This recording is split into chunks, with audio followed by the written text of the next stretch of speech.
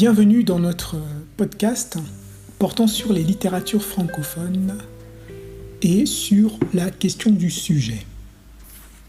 En effet, le sujet est envisagé dans son rapport à l'histoire et dans son rapport à l'histoire qui comprend les événements et les contextes historiques qui façonnent l'identité et les expériences individuelles.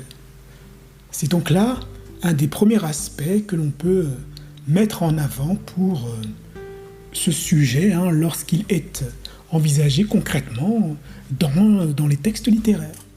Par exemple, Boualem Sansal, à travers ses romans comme Abraham ou La Cinquième Alliance, paru en 2020, ou alors 2084, La fin du monde, paru en 2017, eh bien, ces romans parcourent des questions liées à l'histoire et à l'identité du sujet.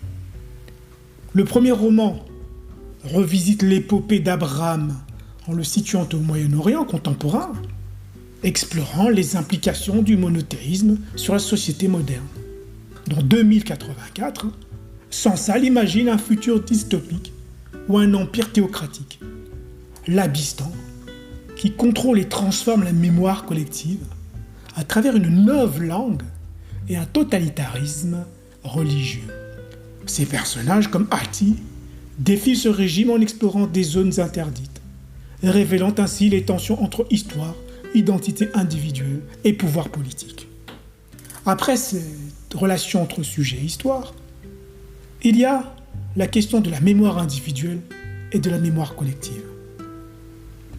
La mémoire joue un rôle crucial dans la construction du sujet. En effet, c'est surtout envisager le rapport au temps du passé, qui implique des souvenirs, et ces souvenirs ont nécessairement un impact sur l'identité.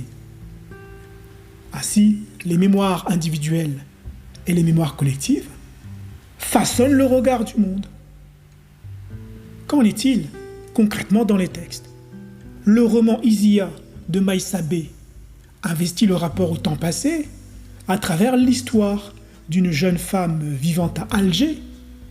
Isia aspire au grand amour, tout en s'identifiant à la figure historique d'Isia, une poétesse du XIXe siècle du Maghreb.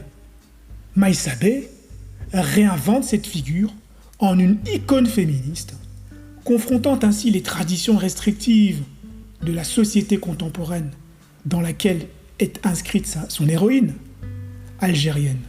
Pour Isia, la mémoire collective et familiale, marquée par la guerre d'Algérie, est figurée par son père, qui la transmet à travers des récits personnels. Cette réappropriation du passé façonne son identité et nourrit sa quête d'émancipation face aux contraintes sociales et face aux contraintes historiques. On a donc une mémoire individuelle et collective qui renvoie au temps passé, qui renvoie aux mémoires, qui renvoie aux souvenirs, qui renvoie à des images souvenirs. La construction de souvenirs et leur impact sur le sujet. Un impact qui se manifeste à travers des images.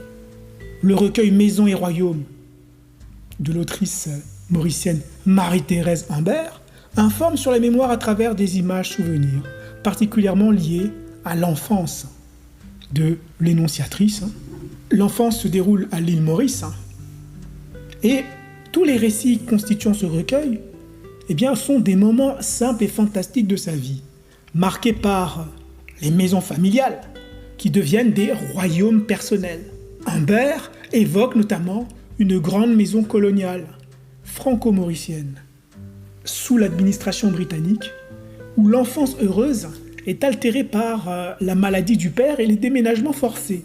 Ces images souvenirs, riches de détails sensoriels et émotionnels, soutiennent une écriture réparatrice qui revisite le passé pour réconcilier les ruptures et les déracinements subis.